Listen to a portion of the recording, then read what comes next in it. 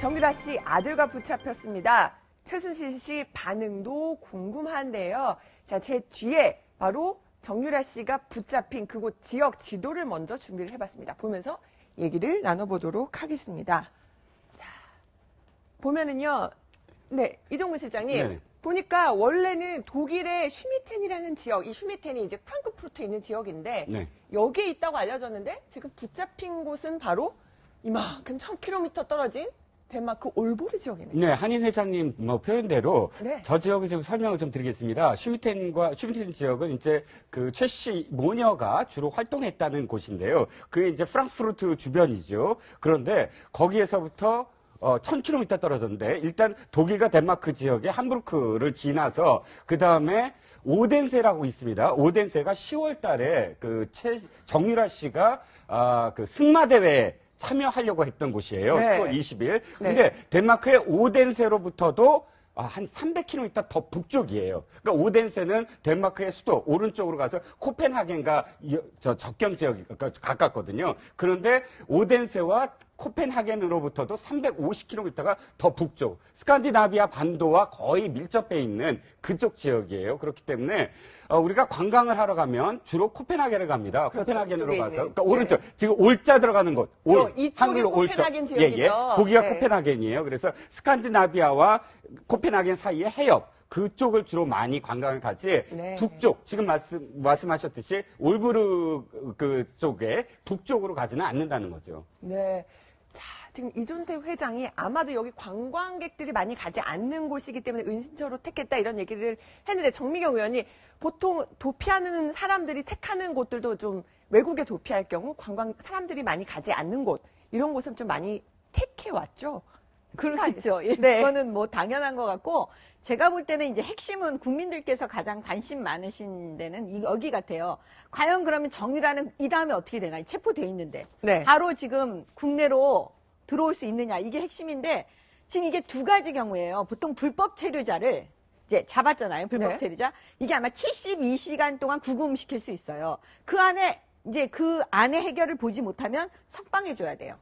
그럼 보세요. 뭐냐면 그 불법 체류자는 강제 추방을 시키는데 보통 이건 행정적인 조치입니다. 네. 그러니까 만약에 덴마크 경찰에서 우리 경찰에게 도움을 주고 그래 알았어 그럼 빨리 데려가라 이렇게 할 수 있어요. 네. 인터폴에 의해서. 근데 만약에 그렇게 할 수 있다면 우리는 어떻게 되냐면 대한민국 경찰이 예를 들면 우리 국적기인 대한항공을 타고 가요.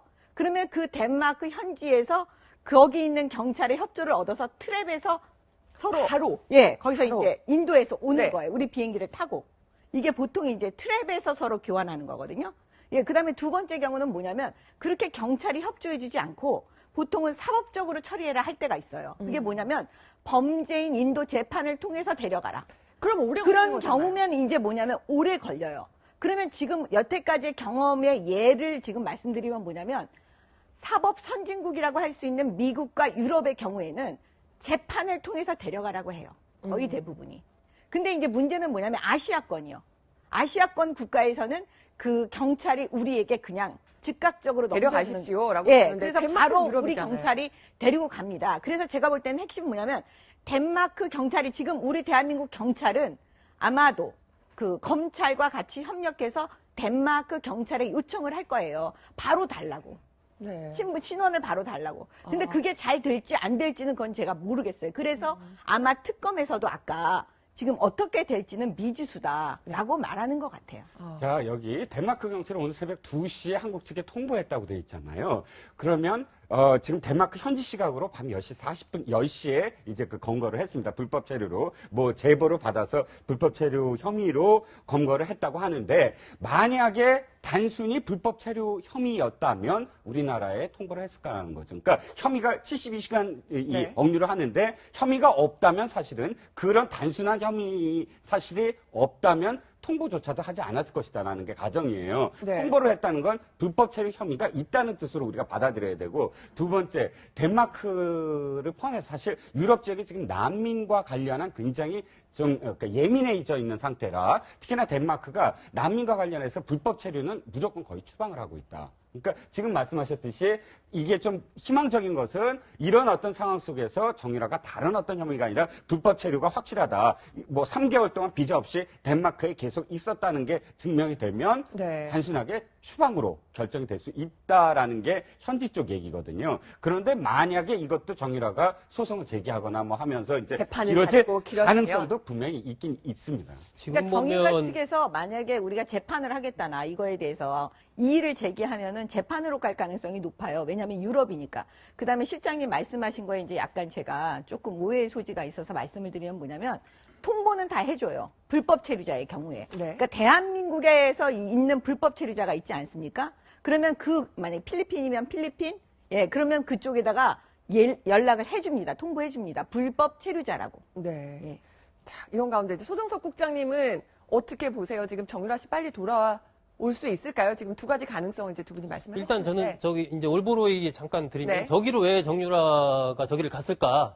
보면 저는 옆에 이제 지금 헤글스트라드 승마장이 있지 않습니까? 네. 저 부분이 굉장히 중요하다. 그러니까 지금 네. 정유라 씨로서는 일단 한국인들의 눈이 좀 못 미치는데 그리고 뭔가 좀 본인이 은신할 수 있는 데로 가야 되거든요. 4대 승마장이라고 이곳이 아까 말씀을 해주셨는데. 예, 그리고 전부터 그 이른바 지난번에 나왔던 비타나 V라는 그 고급 말 있지 않습니까? 수십억 대에 달한다는 그 말을 저 헤글스트라드 승마장에서 타는 모습이 몇 차례 나왔었고 최순실 씨도 저기를 두세 차례 방문한 걸로 네. 그렇게 나와요. 그러니까 정유라 씨로서는 가봤던 곳이고 거기에 좀 떨어진 곳에 어떤 거처가 있었겠죠. 뭔가 머물던 곳이. 그러니까 거기를 생각해서 저쪽으로 한국인들 또 관광객도 별로 없으니까 그렇게 갔던 것 같고 지금 흐름 봐서는 기본적인 이제 지난번에 그 유병헌 씨 그 딸인 유선나 씨의 경우와 많이 비교도 하고 하던데 저는 조금 이제 정유라 씨는 좀 케이스가 다르지 않나. 다르다. 뭐 오래 저기 사는 것도 아니고 한국에 있다가 저기 간 거 아니겠습니까? 그런 등등 본다면 또 우리 검찰 쪽에서 지금 굉장히 강력하게 빨리 좀 어떻게 송환할 수 있는 방법을 계속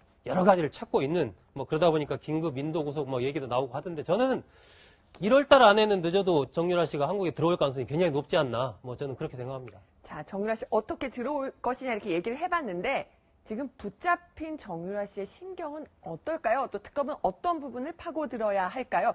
이번에는요 범죄심리학 전문가에게 물어봤습니다. 목소리 들어보시죠.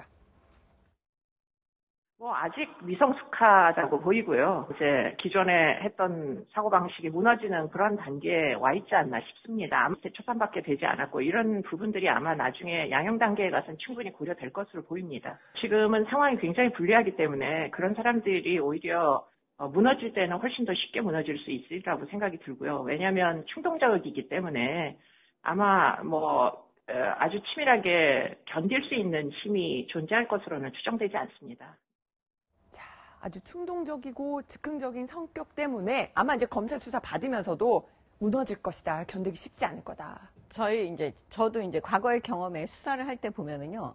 정유라 씨를 비추어 보면 아마 여기서 체포되면 그냥 무너질 거예요. 다 얘기할 거예요. 최순실 씨 엄마하고는 너무 다르기 때문에 이제 보세요. 나이가 20살, 21살이고 또 아기도 있고 버텨내지 못해요. 왜냐하면 그 체포가 돼서 구치소에 들어가 있는 게 보통 사람이 상상하는 것보다 더 힘든 거예요. 근데 그래서 제가 지금 이 지점에서 뭘 말씀드리냐면 아마도 그 부친인 정윤혜 씨와 모친인 최순실 씨는 정유라의 현지 변호인을 선임해서 다퉈라. 라고 말할 가능성이 되게 높아요.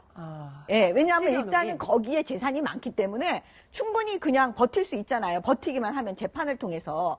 그럴 때 과연 덴마크 경찰과 덴마크 정부가 이걸 그냥 강제로 우리한테 줄일까? 저는 약간 좀 회의적이에요. 그러면 문제는 뭐냐? 그러면 최순실 씨는 어떻게 보면 대한민국과 대한민국 국민에게 전부 완전히 우리를 향해서 싸우자고 하는 거하고 똑같은 거예요. 네, 만약에 독일 덴마크 현지에서 또 변호인도 선임하고 그렇죠. 선임해서 하면은 그렇죠. 그러면 이때 이 국민적 정서와 그다음에 지금 최순실 씨가 벌여놓은 이 모든 엄청난 일들에 대해서 제가 볼 때는 아까 말씀드렸지만 그 재산이 있죠. 핵심은 재산인 것 같아요. 돈을 다 진짜 어떻게든지 밝혀내야 돼. 그게 특검이 지금 현지 직면하고 있는 가장 큰 문제인 것 같아요. 그렇습니다. 결국 정유라 씨를 또 체포하고 또 데리고 오고 수사하고 이런 것들이 또 돈 문제와 따로 떼놓을 수 없다 이렇게 얘기를 해주셨는데 저는요 궁금한 것이요. 양재인 변호사 보면은 정유라 씨 일행이요. 이제 성인은 4명이에요. 4명이 체포됐고 정유라 씨 아기와 함께했다면 일행이 지금 5명입니다. 어떤 사람들인가요? 그렇죠. 그 당시에 이제 체포될 당시에 함께 있었던 사람으로 알려져 있던 사람이 이제 60대 여성 1명과 그리고 20대 남성 2명으로 지금 알려져 있는데요. 일단 아들은 굉장히 이제 나이가 어리기 때문에 2015년생이기 때문에 뭐 체포됐다라고 볼 수는 없겠고 그 당시에 이제 같이 있었던 건데 60대 여성은 그 전에도 이제 언론에서 공개된 것처럼 아이를 돌봐주는 그 보모 역할을 하는 이제 여성으로 추정이 되고 있고요. 아, 저 기억이 나요. 어떤 정유라 씨, 최순실 씨 다니던 미용실 갔더니 그 보모한테 최순실 씨 뭐 하는 사람이냐 물어보니까 그런 말 하면 큰일 난다 뭐 네, 이런 말 그렇죠. 했던 그 기억이 나는데. 이제 여성으로 지금 추정이 되고 네. 있고요. 그리고 이제 그 남성 2명 같은 경우에는 뭐 정유라 씨의 아무래도 도피를 돕는 역할을 하면서 그리고 정유라 씨가 사실 그러니까 말을 탔기 때문에 말을 관리할 사람 뭐 강아지나 이제 뭐 애완견들이 굉장히 많이 있었기 때문에 그 당시에 이제 일을 돌봐주던 사람들이 있었는데 이제 굉장히 여러 명이었지만 그 중에 일부 핵심적인 인물만 남아서 지금 이제 도피 행각을 도우고 있었던 것으로 보입니다. 근데 양지은 변호사 내가 질문이 하나 더 있는데요. 보면은 보통은 그 여권을 다 만료시키겠다라고 했는데 지금 정유라 씨가 여권을 뭐 갖고 있었던 것으로 또 전해지거든요. 네, 그렇습니다. 불법 체류가 아니지 않나요? 어떻게 되는 거예요? 이렇게 보셔야 될 것 같아요. 일단 여권이 무효화가 됐다면 사실상 이제 여권이 없는 상황에서 해외에 체류한 거기 때문에 그거는 사실 추방할 수 있는 사유가 강제로 이제 우리나라로 보낼 수 있는 사유가 되겠죠. 근데 비자 문제도 보셔야 됩니다. 만약에 여권이 우리가 뭐 무효화한다고 법무부에서 무효화하겠다고 하지만 그 절차가 아직은 뭐 확정이 되지 법률상 비자가 없이 그 장기간 체류를 했다면 그거 역시도 불법 체류라고 이제 볼 수가 있기 때문에 그 혐의점을 덴마크에서 이제 보고 정유라 씨 일단은 체포를 했던 것으로 보입니다. 여권은 1월 19일 날 만료됩니다. 네. 여권 만료는 오늘 1월 1일인데 1월 19일 날 만료되는 보니까 3개월이에요. 네. 비자 없이 유럽의 어느 국가에 체류할 수 있는 기간. 그러니까 지금 우리가 추정할 수 있는 건 불법 체류라면 정유라 씨가 덴마크에 9월 달부터 있었다는 거예요. 9월 달부터 지금까지 있어서 3개월의 그 무비자 체류. 네. 그것 때문에 덴마크에서 불법 체류라고 할 수가 있는 거죠. 네, 이런 가운데 자 특검에서도 2시 반, 2시 35분에 오늘 브리핑을 했는데 이제 정유라 씨 신속하게 송환위해서 유관기관과 협조하고 있다. 특검에서도 이렇게 나서고 있으니까 의원님 빠르게 지금 데리고 오겠다라는 걸로 메시지로 보면 되겠죠? 아니 이제 특검은 당연히 네. 지금 뭐냐면 그 인터폴 경찰을 통해서 오는 거면 그거는 소관이 대검이고요. 그 다음에 이제 인도 재판 이런 거 하면 이제 법무부 소관이에요. 그러니까 검찰 전체를 움직여서 아마 특검은 할 거예요. 제가 말씀드리는 건 핵심은 뭐냐면 네. 정윤회와 최순실의 결정이겠죠. 딸에 대해서. 그러면 이경재 변호사는 제가 볼 때는 그분이 하는 얘기가 다 진실이 아닐 가능성이 높아 보이잖아요. 이경재 변호사 얘기를 해주셨는데 네, 그 얘기를 이경재 이어가- 변호사가 사실은 네. 중간 역할을 안 한다 이 말을 믿으시겠습니까? 사실? 그러면 제가 볼 때는 이경재 변호사는 한쪽으로는 흘리고 뒤에서는 또 다른 여러 가지 하여튼 이 방안을 변호인으로서 할 수 있는 모든 거를 네. 아마 도와줄 거예요. 추측으로 이거는. 네. 추측으로. 뭐 다른 인터뷰에서는 이경재 변호사가 나도 내가 직접 정유라 씨한테 연락할 수 있는 게 아니라 정유라 씨 측에서 연락 오면은 내가 컨택이 된다 이런 얘기도 했었고요. 이제 오늘은 이런 얘기도 있었습니다. 자, 손호섭 국장님 같이 얘기를 해볼게요. 내가 뭐 도피를 도와줬다, 정유라 도피를 도와줬다라는 얘기가 나오는데 그거 사실이 아니다. 그렇죠. 그런 나는 얘기죠. 들어오라고 계속 정유라 들어오라고 했던 사람이다. 저는 뭐 이경재 변호사가 그동안에 여러 가지 이런 걸 봤을 때 좀 일종의 뭐랄까요, 언론 플레이랄까요? 이렇게 할 수도 있지만 기본적으로 변호인이기 때문에 저는 저런 부분에서까지 과연 거짓말을 할까? 예, 약간 의구심이에요. 그러니까 실제로 이경재 변호사는 들어와서 조사를 받는 게 좋다. 들어올 수 있을지 없을지 그런 것은 뭐 모르겠지만 예를 들면 이경재 변호사가 언론에 저렇게 이야기를 하고 뒤로는 다른 사람 통해서 거기 변호사 선임해서 무조건 버텨라. 이렇게 얘기한다면은 그건 정말 그 변호사로서의 기본적인 윤리 자체를 완전히 그냥 내던지는 것이기 때문에 과연 그 정도까지 이경재 변호사가 할까? 그건 좀 의구심이 있습니다. 하지만 지금 본다면 이 초기부터 제가 이제 최순실 씨, 그러니까 정유라 씨가 들어오는 부분이 정유라 개인에 대한 부분도 있지만 저는 최순실 씨와 관련해서 굉장히 중요하기 때문에 특검이 이 정유라 씨의 빠른 송환 부분에 굉장히 노력을 한다라고 보는 것이 세 가지의 약한 고리가 있는 것이거든요. 네. 첫째는 정유라 씨가 역시 제일 약한 거고 두 번째가 돈이고 세 번째가 이제 박근혜 대통령의 문제인데 그렇게 봤을 때 뒤에 이 돈과 박근혜 대통령 문제는 많이 지금 진전이 되고 있지 않습니까? 첫 번째, 이 정유라 씨를 데려오는 부분만 특검이 만약에 이 성공을 하게 된다면 최순실 씨의 입을 여는데 또 상당한 어떤 압박 요인이 되기 때문에 그런 측면에서도 반드시 좀 데려오려고 하는 것이죠. 이경재 변호사는 주인이 아니잖아요. 어떻게 보면 도와주는 사람이에요. 그러니까 강력하게 뭐 들어오라, 들어오지 마라 이렇게 할 수 있는 사람이 못 됩니다. 다만 뭐냐면 최순실 씨 안에, 구치소 안에 있는 얘기를 유일하게 들을 수 있는 분은 변호인밖에 없어요, 지금. 네. 변호인만 접견을 하거든요. 그러면 그 변호인이 심부름꾼 역할을 할 수 있다라고 제가 말씀드리는 거지, 강력하게 이경재 변호사가 뭘 할 수 있는 위치는 아닌 것 같습니다. 자, 지금 이경재 변호사가 유일하게 지금 소식을 전하는 메신저 역할을 한다는 말씀을 해주셨는데, 오늘 이제 기자들이 이경재 변호사를 바로 이제 점심때쯤 만났어요, 이종구 실장님. 그런데 아직 최순실 씨를 못 만났다.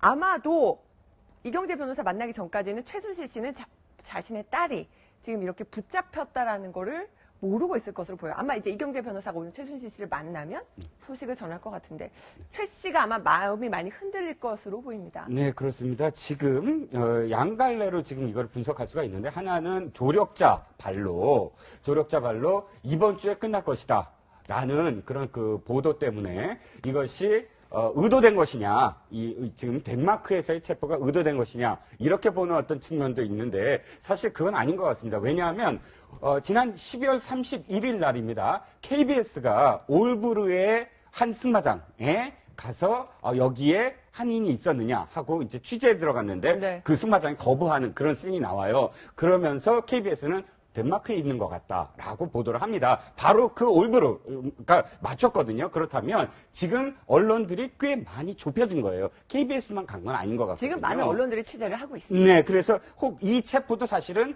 국내 한 언론사가 제보했다라는 지금 뭐 보도도 나오고 있는데, 아무튼 그렇다면 이건 사실은 의도되지 않았어요. 긴급히 사실 의도되지 않고 체포된 거는 맞는 것 같고, 그렇다면 최순실 씨는 모르고 있었다는 게 맞고요. 네. 만약에 오늘 아직도 모르고 있다가 이때 듣는다면 자신들의 계획과는 좀 다른 방향으로 흐르고 있다. 그래서 어떤 계획인지 모르지만 그 계획을 수정해야 되지 않을까 싶습니다. 네. 자, 최순실 씨 바로 구치소 성문회 때도 눈물을 흘린 것은 바로 이 얘기 때문이었죠. 잠시 들어보시겠습니다.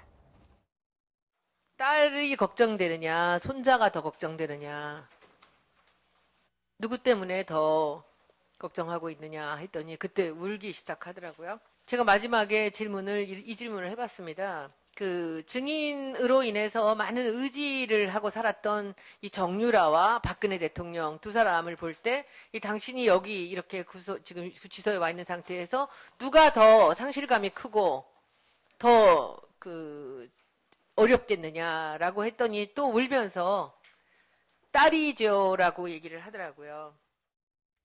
자, 양재인 변호사 보면은 정말 뭐 박 대통령보다 저기 딸이 더 걱정된다고 했는데 딸 얘기할 때만 울었다는 거 아닙니까? 그렇습니다. 그렇기 때문에 사실 정유라 씨가 반드시 이제 송환이 돼서 우리나라로 와야 된다고 이제 계속해서 얘기를 하고 있는 이유가, 최순실 씨의 심리 상태나 최순실 씨의 마음을 돌릴 수 있는 유일한 사람이 어떻게 보면 정유라 씨일 수도 있을 것 같습니다. 왜냐면 지금 많은 증언들이 다 이제 가리키고 있는 것은 최순실 씨가 딸에 대한 사랑이 굉장히 유별나다. 자신은 체포가 되고 자신은 구속이 되더라도 라는 상황이 되면 딸의 입에서도 물론 여러 가지 말이 나오겠지만, 하지만 최순실 씨도 지금처럼 이렇게 모르쇠로 일관할 수만은 없을 거기 때문에, 사실상 그렇기 때문에 정유라 씨가 반드시 국내로 들어와야 된다는 생각이 큽니다. 네. 보면 지금 정유라 씨와 함께 있었던 일행은 뭐 60대 보모와 같이 도와주던 20대 남성 2명인데, 이 영상 속에 등장하는 인물과 동일하진 않을 수는 있습니다만, 참 그 정유라 옆에서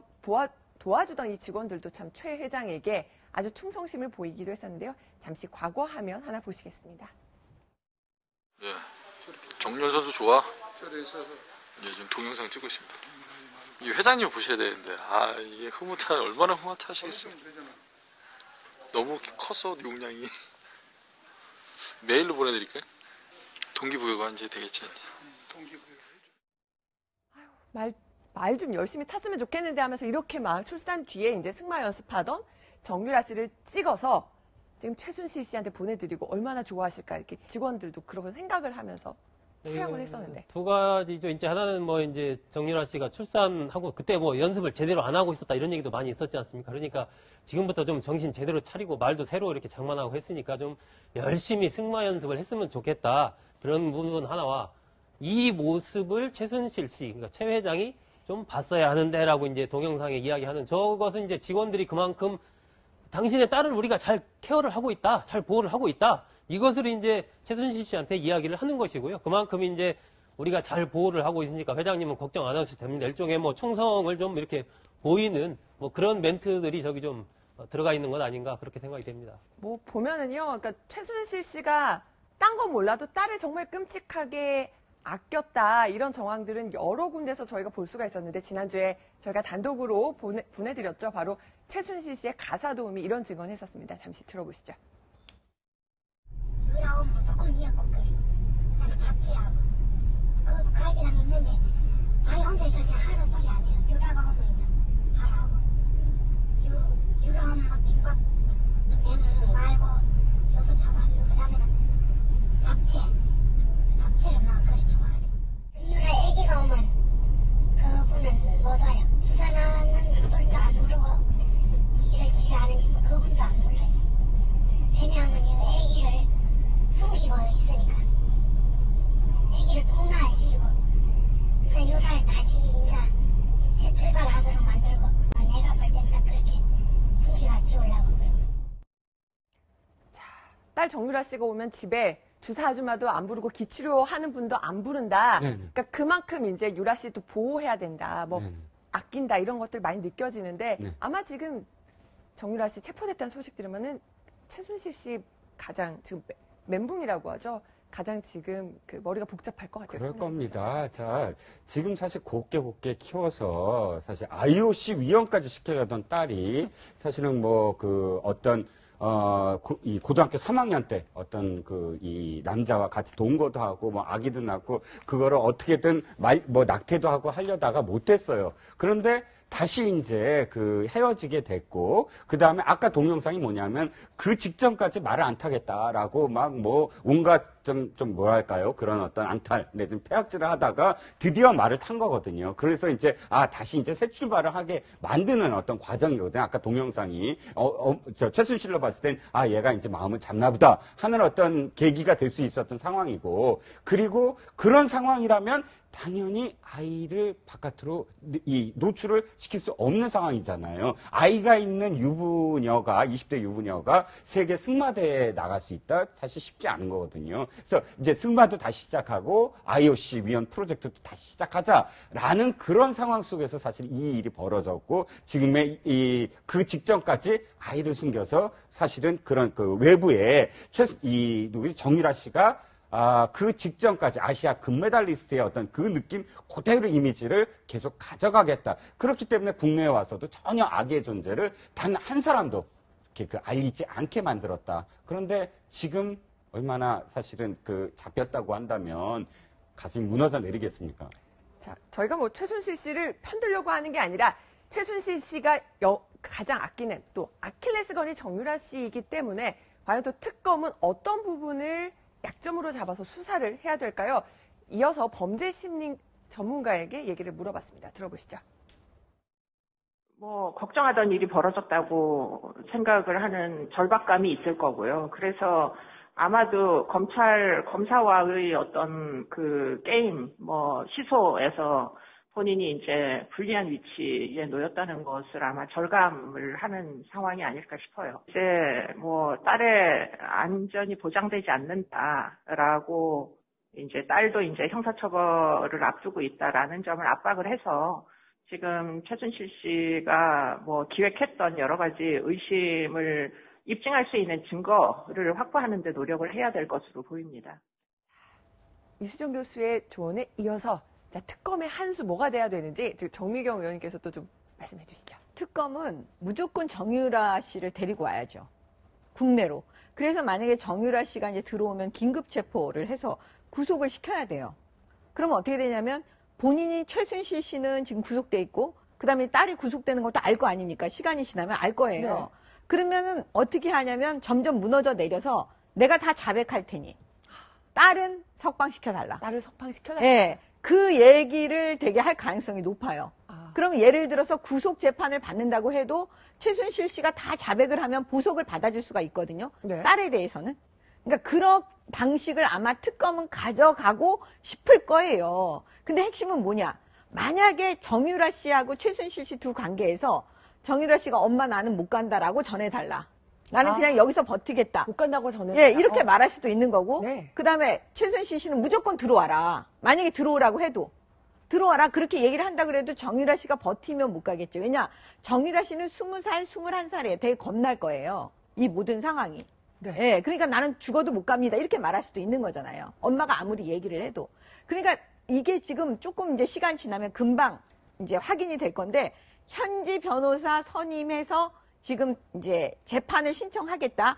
이게 2, 3일 아니면 나올 거예요. 제가 네. 예, 그걸 보면 앞으로 어떤 작전을 필지가 이제 나타나겠죠. 최순실 씨 속마음을 딱 들여다본다면 최순실 씨는 딸이 왔으면 좋겠을까요? 안 왔으면 좋겠을까요? 두 가지 다 마음일 것 같아요. 한편으로는 와서, 왜냐면 거기서 도망 다니는 것도 보통 일이 아닐 거라고 생각하니까 올 수도 그러니까 와도 좋고, 아니다. 또 하룻밤 자고는 초마다 바뀔 것 같아요. 아니야. 거기 있는 게 나아. 아마 그런 마음이지 않을까 싶어요. 네, 이런 가운데요. 오늘 오전에 정말 이렇게 누리꾼들 검색어를 보니까요. 한때 새누리당 이완영 의원이 갑자기 순위에 굉장히 높게 올라갔습니다. 양재인 변호사, 이유가 있는 거죠? 그렇죠.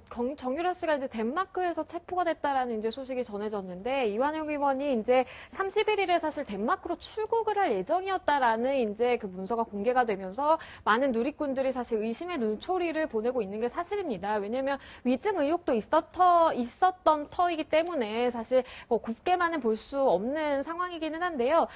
그게 이제 AI 관련 시차를 위해서 덴마크와 프랑스를 갈 예정이었다라는 이제 문서가 공개가 되기는 했지만, 사실 이완영 의원 측에서는 지금 현재 이제 출국을 하지 않았고 그 한국에 체류 중이다라는 입장을. 덴마크 안 가고 괌 간다고 그러더라고요. 그렇습니다. 그래서 이제 사람들이 얘기를 하기로는 사실상 이게 문서 공개가 되면서 덴마크에 간다는 점에 대해서 무슨 간사의 위치에 있는 사람이 지금 아직 다 끝나지도 않고 이 상황이 지금 시국이 어느 때인데 왜 하필 덴마크를 또 가야 되느냐라는 이제 사실 비난이 있었기 때문에 또 다시 이제 그 계획을 무산으로 돌리고, 그리고서는 이제 다른 좀 의심을 받지 않은 국가를 찾다 보니까 이제 괌에 또 간다는 얘기가 나오니까 누리꾼들 입장에서도 사실상 이게 어떤 의혹이 있는지도 모르긴 하겠지만 사실상 괌에 간다는 것 자체로도 조금 곱지 않은 시선을 보내는 건 사실입니다. 정미경 의원님께 여쭤볼게요. 이완영 의원은 이번에 청문회 하면서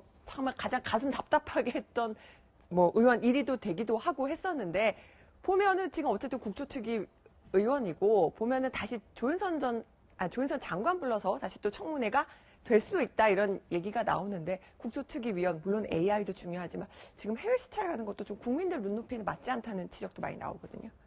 그 이완영 의원이 지금까지 보여준 여러 가지 그 말과 진술과 그다음에 행동은 사실 국민 눈높이에서 볼 때 일단 안 맞잖아요. 그러니까 이제 일관성이 있으려면 계속 안 맞는 거예요. 약간 맞는 거죠. 덴마크 가는 게 맞는 거죠. 그러니까 일관성이 있으려면. 자, 이렇게 좀 일침을 놔주셨는데요. 오늘 또 하나 이제 언론에 나온 단독 보도를 보면요. 소정석 국장님, 이런 보도가 나왔어요. 이제 어제는 박 대통령이 어떤 신형 깜짝 기자간담회를 열어서 이제 본인에 관련된 의혹을 다 부인을 했습니다. 그리고 근데 오늘 한 언론이 이런 보도를 했습니다. 최순실 씨 자문을 계속 구하다가 정윤의 문건 이거 관련해서 터지니까 이제 최순실 씨 자문을 그만 받자라고 말한 것으로 전해지고 있다. 2014년 일인데 사실 이제 저게 지금은 이제 대통령이 언급한 걸로 이렇게 나왔지만은 지난번에 사실은 공개가 됐던 부분이죠. 그러니까 저 정윤의 문건이 공개되고 나서 한 3개월 정도는 이른바 그 일요일 날마다 들어와서 문고리 3인방들과 같이 회의하던 거 있지 않습니까? 이 부분을 안 했다. 한 3개월은 좀 자제하더라. 안 보이더라. 그리고 나서 지나니까 다시 또 이루어졌다. 이런 이제 증언들이 있었는데 똑같은 그런 맥락이기 때문에 아마 그 부분은 그 전에 쭉 최순실 씨가 청와대에 들어오면서 또 아니면 정호성 전 비서관을 통해서 각종 문건을 오가면서 여러 가지 도움을 주고받았던 이런 부분들이 문제가 될 수 있다는 것을 대통령이 어느 정도 생각을 했기 때문에 예를 들어서 안 들어오는 게 좋겠다라고 이제 얘기를 한 것이 아닌가. 이런 부분들은 지금 현재 최순실 씨나 박 대통령 양쪽에서 둘 다 아무런 거기에 문제가 없었다라고 주장하는 것에 대해서 그렇지 않다라는 것을 다 알고 있다는 하나의 또 다른 방증으로 이제 볼 수가 있는 거죠. 그게 또 하나 있어요. 네. 그게 뭐냐면 그 정윤의 문건 파동 이후에요. 5번인가 6번씩 계속 집을 옮겨 다닌다는 거예요. 근데 그 시점을 보면 그게 정윤의 문건 파동 이후예요. 네. 그러니까 문제가 있다는 걸 스스로 자각하고 계속 옮겨 다닌 거예요. 숨었던 거예요. 네, 최순실 씨 가사 도우미도 참 이사를 너무 많이 했다 이런 증언을 하기도 했는데 정윤회 문건 사건이 터졌을 당시 박 대통령은 이런 얘기를 했었습니다. 들어보시죠. 찌라시에 나오는 그런 얘기들에 이 나라 전체가 흔들린다는 것은 정말 그 대한민국이 부끄러운 일이라고 생각합니다.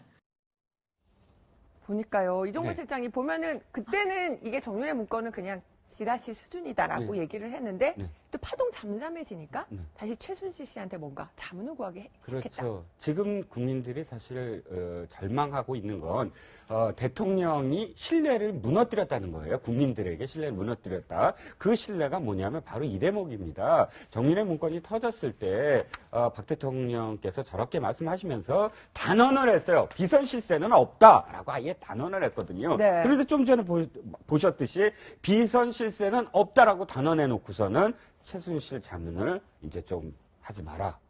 그 최순실이라는 비선 실세가 분명히 비선을 구하고 어저께는 지인이라고 표현했지만 어쨌든 그렇게 하면서 사실은 이 국민들한테는 비선 실세 없다라는 이중적인 어떤 태도를 지금은 국민들이 알았거든요. 그러니까 이 대목이 가장 사실 국민들이 절망하는 대목입니다. 그러니까 과거의 해명이 다 이렇게 좀 맞아 떨어지는 거라면 좀 더 어제 대통령 기자간담회도 국민들이 더 진정성 있게 더 진실로 받아들였을 텐데 또 아쉬움이 좀 남습니다. 여기서 양지민 변호사와는 인사드리겠습니다. 오늘 말씀 감사합니다. 감사합니다.